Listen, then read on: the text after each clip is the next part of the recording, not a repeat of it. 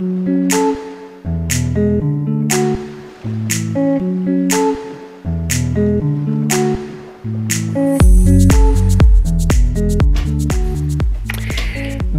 et bienvenue à tous sur notre chaîne Astro Nature 49 en ce mois de décembre 2020. Alors je suis en compagnie de Pascal, astronome amateur dans le 49. Alors bien sûr par Zoom en raison du confinement que l'on connaît une fois de plus. Mathieu n'a pas pu se libérer pour cette émission, mais on pense tout de même à lui. Dans cette émission, eh bien, nous allons vous commenter une des dernières actualités, à savoir l'eau sur la Lune. Et donc, Pascal, je te laisse la parole. Merci Nathan, bonjour donc à tout le monde. Distante de la Terre de 384 400 km, il a fallu à Neil Armstrong et Buzz Aldrin 3 jours pour être les premiers à y poser le pied. C'était, vous vous en souvenez peut-être, le 20 juillet 1969. 48 ans plus tard, 500 grammes de poussière lunaire qui avaient été rapportés de la mission Apollo 11 ont été vendus aux enchères plus de 1,8 million d'euros. Soit dit en passant, quand vous faites le ménage chez vous, faites attention, la poussière peut valoir de l'or. Et vous savez quoi ? Dans ces 500 grammes de poussière, eh bien, il n'y avait aucune trace d'eau. Et c'est vraiment pas de bol. C'est vraiment pas de bol parce qu'il y a effectivement de l'eau sur la Lune. Et peut-être d'ailleurs plus que ce qu'on ne l'imaginait avant. On savait déjà depuis quelque temps, grâce aux différentes sondes qui avaient de l'eau dans le sous-sol lunaire, et depuis 2 ans maintenant, on sait qu'il y en a aussi sur sa surface sous forme de glace, et particulièrement au fond de certains cratères, principalement d'ailleurs au pôle sud. Par exemple, le cratère Shackleton, avec un diamètre de 21 km et une profondeur de 4,2 km, eh bien, contiendrait 22% d'eau sous la forme de glace.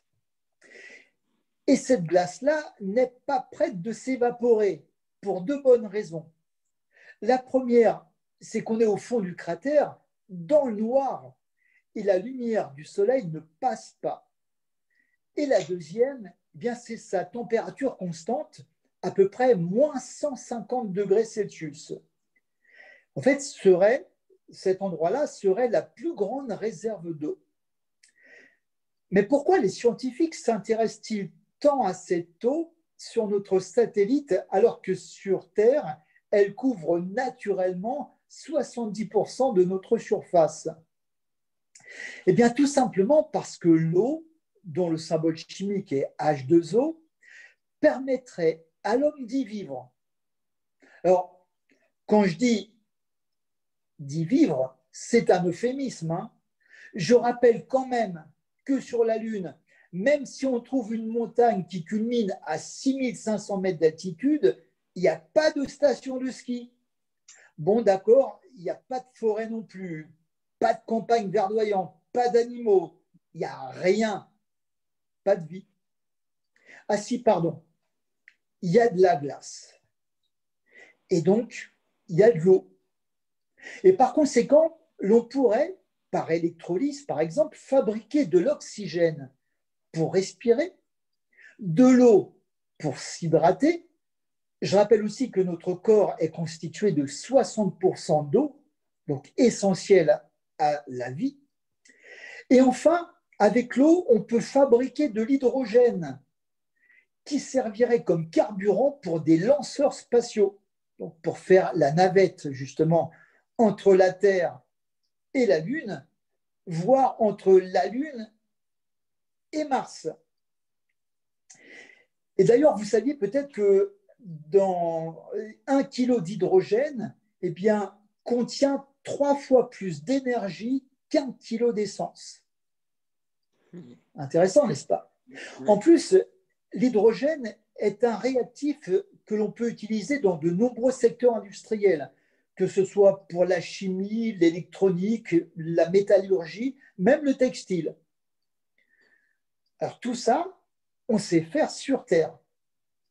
Alors imaginez si on pouvait mettre cette technologie, donc fabriquer tout cela grâce à l'eau récoltée sur place, sur la Lune, eh bien on pourrait mettre des stations habitables sur la Lune. Et d'ailleurs, si c'était le cas, eh bien, ce serait effectivement une étape pour ensuite bien aller plus loin, voire pourquoi pas aller sur Mars. Mais Nathan, ma rubrique, rappelle-moi, c'est bien sur l'actualité astronomique, non? C'est ça. Eh bien, on y vient.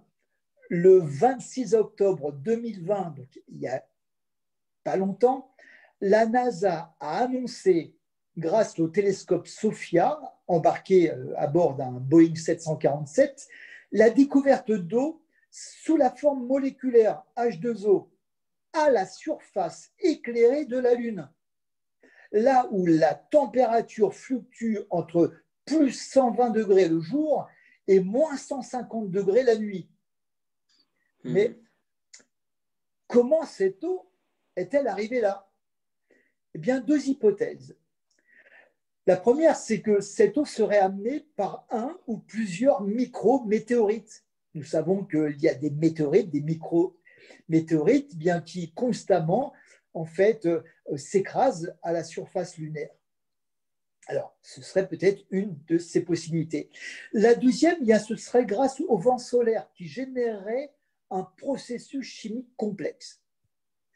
Mais ce qui est bizarre, c'est que cette eau ne s'évapore pas malgré la lumière du soleil. Rappelons-nous, 120 degrés le jour. Bien là encore, plusieurs hypothèses sont formulées. Premièrement, ces gouttes d'eau seraient prises au piège dans des grains de poussière qui les protégeraient en fait de la lumière et donc de la chaleur. Et deuxièmement,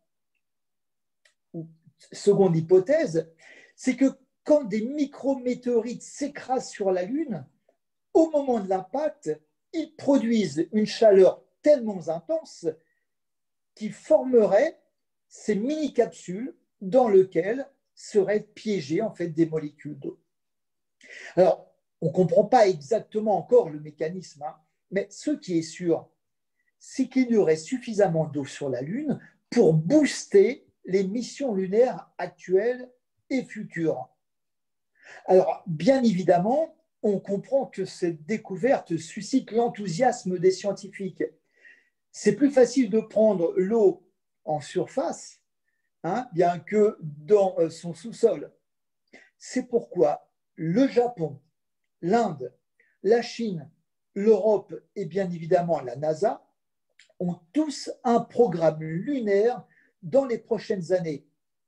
D'ailleurs, à l'heure où je vous parle, nous sommes le 2 décembre, eh bien, la Chine vient, il y a quelques heures seulement, de réussir à faire atterrir sa mission Chang'e 5 qui doit récolter 2 kilos de sol lunaire. Et je pense d'ailleurs que ces 2 kilos vont être passés au crible pour y déceler la moindre molécule d'eau. Et si c'est le cas, je crois que ces échantillons seront plus chers que ceux ramenés par Neil Armstrong et Buzz Aldrin. Merci Pascal pour cette bonne chronique que tu nous as faite, donc sur l'eau, sur la Lune.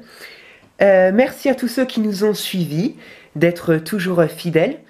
Nous vous invitons, si ce n'est pas fait encore, bien à vous abonner et à laisser des commentaires. Et n'hésitez pas aussi à liker la vidéo. En tout cas, on vous souhaite un bon ciel à tous et à toutes.